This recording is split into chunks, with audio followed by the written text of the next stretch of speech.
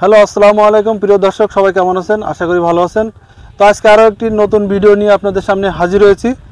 তো দর্শক, আমার সামনে একটি বাইক আপনারা দেখতে পাচ্ছেন, টিভিএসের একটি bike, TVS Apache 160 RTR 2B। তো এই বাইকটার যে রিভিউ আমি আজকে দেব, তো এই বাইকটা ইতিমধ্যে 35,000 প্লাস চলে গেছে, 35.5। তো 35,500 কিলো চলার পরে এই টিভিএস অ্যাপাচি 160 RTR 2B এই বাইকটা কিনবেন কি কিনবেন না, সব কিছু আজকে এই রিভিউ দেখলে জানতে পারবেন। তো আমরা দেরি করব না, আমরা মূল ভিডিওয়ে চলে যাব। আমাদেরকে আজকে জানাবে বন্ধু বাবু, জানাবে তার বাইকটা এ পর্যন্ত চালানোর পরে কোন বিষয়গুলো তার ভালো লেগেছে আর কোন বিষয়গুলো তার খারাপ লেগেছে, সব কিছু জানবো। তো দর্শক, তার আগে আমি একটু বলে নিই, আমার এই ভিডিও যদি আপনি প্রথম হয়ে থাকেন বা নতুন হয়ে থাকেন, তাহলে আমার চ্যানেলকে সাবস্ক্রাইব করবেন আর একটি লাইক দেবেন। লাইক দিতে বেশি সময় লাগে না, আস্তে করে একটা লাইক দিয়ে দেবেন। তো চলুন দেরি না করে আমরা মূল ভিডিওয় চলে যাই।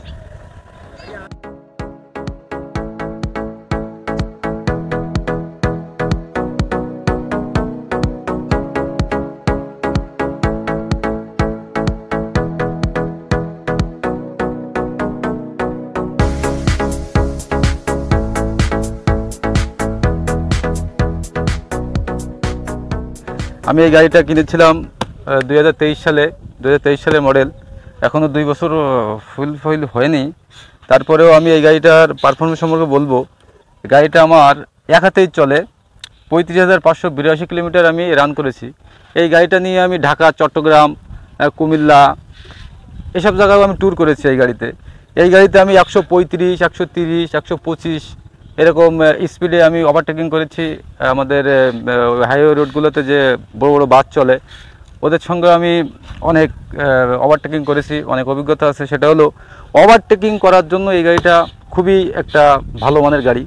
কিন্তু এই গাড়িটা আপনি যখনই ওভারটেকিং করতে যাবেন, তখনই এর ব্রেকের যে পারফরমেন্সটা আপনি পাবেন না।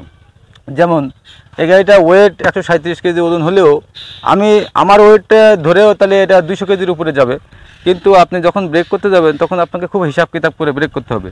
কেননা এই বাইকটার ঘাড়ে সবথেকে বড় সমস্যা হলো ঘাড়। এই ঘাড়টা ঘুরে কম, আর যখনই আপনি ব্রেক করবেন তখন ঘাড়ে একটু হালকা ঝাঁকুনি হয়, যার জন্য শক্ত করে হ্যান্ডেলটা ধরে রাখতে হয়। আর আমি যে গাড়িটা সবথেকে বেশি মজা লাগে স্মুথনেস। এই গাড়িটা আমি নতুনের মতো এখনও স্মুথ পাই। সময় মতো মোবিল চেঞ্জ করি।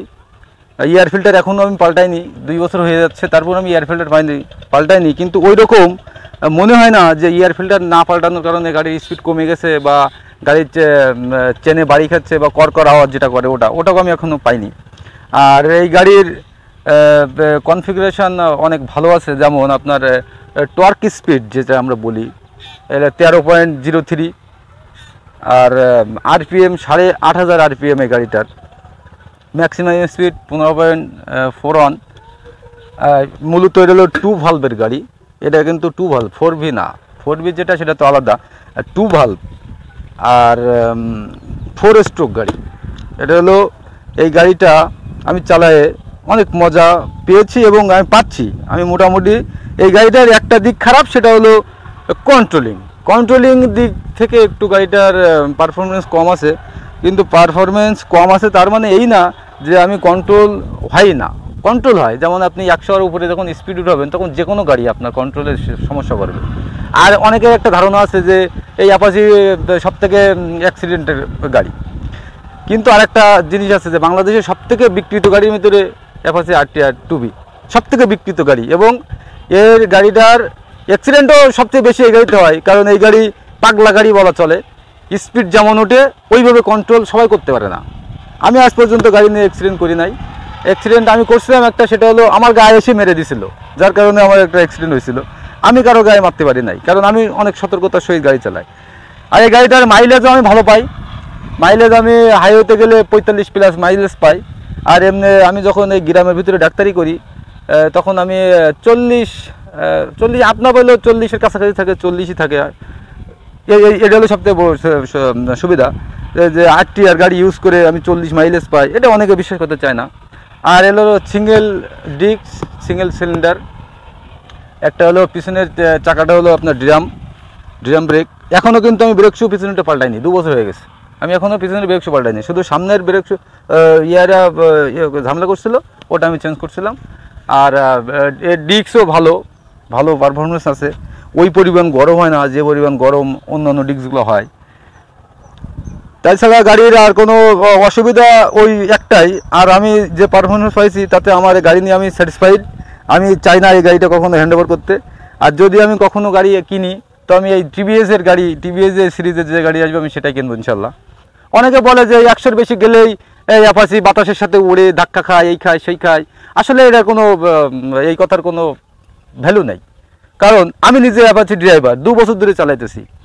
2023-এর আগে যে গাড়িগুলো ছিল আমি মানি সেই গাড়িগুলো হয়তো জার্কিং করে বা স্মুথনেস কম আছে। আমাদের এলাকায় অনেক গাড়ি আছে, ব্লু কালারের আছে, রেড কালারের আছে, যে গাড়ি 70-80-100 যে উঠায় সেই গাড়ি কেমন একটা জানি কন্ট্রোল ছাড়া ভাব থাকে, কিন্তু আমার এই গাড়িটা আমি ওইরকম পাই নাই।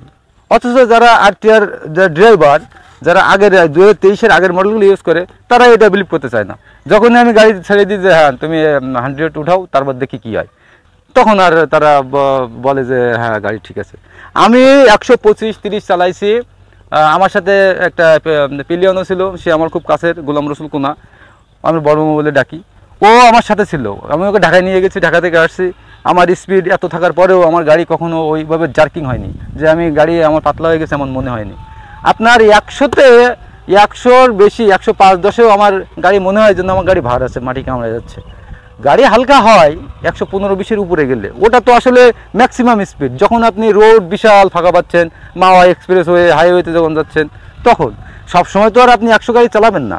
আপনি হয়তো রেগুলার স্পিড 60-50-70 এর ভিতরে থাকবেন, কারণ যেহেতু আমাদের লাইফটা সেভ করে রেখে গাড়ি চলতে হবে। আর সবথেকে বড় কথা হলো, আপনারা যে বা যারা এই বাইক কিনতে চান, আগে ভালো করে গাড়ি ড্রাইভ করা শিখবেন, গাড়ি কন্ট্রোল করা শিখবেন। অবশ্যই একটা ড্রাইভিং লাইসেন্স নিয়ে গাড়ি চালাবেন। আমি এই 2 বছর হয়েছে 35,582 চালাচ্ছি। এখন আমার টায়ারের গ্রিপিং যথেষ্ট আছে, এখনও আমার এই টায়ারে 5,000 কিলো তো আমি চালাবো। পিছনেরটাও সেম, আর এটা হলো 120, পিছনের চাকা হলো 120, সামনেটা হলো 90। হ্যালোজেন লাইট দিয়ে তো হাইওয়ে রোডে তো আসলে সেইভাবে পারফরমেন্স পাওয়া যায় না। তারপরে আমার ওরকম মনে হয়নি কখনো, কারণ আমি তো আসলে শুধু দক্ষতার সহিত চালাই। আর হাইওয়েতে মূলত বাসের যে লাইট আর ট্রাকের যে লাইট, ওটা চোখে লাগে। ওটা এই আমাদের এই লাইটটা কিন্তু তাই সেই ড্রাইভারদের চোখে লাগে, তখনই ওরা হাই লাইটটা মেরে দেয়। এমনি নর্মাল লাইটটা থাকলে তার মানে বোঝা যাচ্ছে যে যা আছে এই মোটামুটি চলে, যা আছে তাতে সমস্যা খুব একটা হয় না। আসলে আমি নিজে একজন মাথায় ব্যথার রুগী। আমি অন্য গাড়ি যে উষা হ্যান্ডেল গাড়িগুলো আমি ড্রাইভ করেছি, R15 পর্যন্ত আমি চালাইছি, Suzuki Gixxer SF, version 3 FZ, version 2 Pulsar, এই সচরাচর যে গাড়িগুলো আছে মোটামুটি সব গাড়ি আমি ড্রাইভ করেছি। কিন্তু এই যে সিটিং প্লেস এবং এই স্পোর্টি একটা ভাব, এটা সবথেকে আমাকে আরামদায়ক দেয়।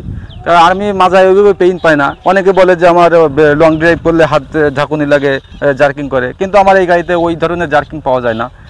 আর সাসপেনশন অনেক ভালো মানের সাসপেনশন দেওয়া হয়েছে, এটা হার্ড, এটা যতই ঝাঁকুনি লাগুক ওইভাবে বোঝা যায় না। আর যদি একটা পিলিয়ন থাকে তার মোটেই বোঝা যায় না।